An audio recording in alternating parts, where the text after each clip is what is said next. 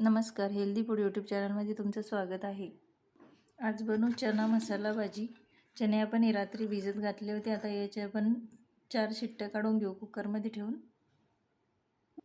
थोडी हळद टाकू, मीठ चवीनुसार। आता हे चणे आपण कुकरमधून शिजून घेऊ चांगले। कढईत टाकू तेल, मोहरी, जिरं, लसण, कांदा चांगलं परतून घेऊ। चणे पण आपले चांगले शिजलेले।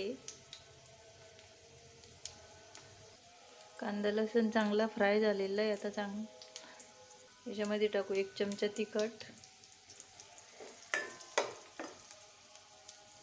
2 चमचे गरम मसाला टाकू,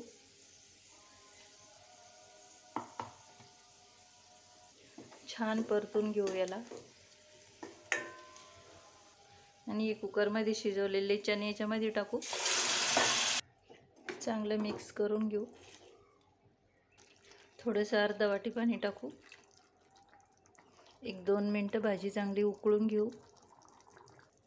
याला छान उकळी आलेली आहे, तर आपली भाजी तयार झाली। अशा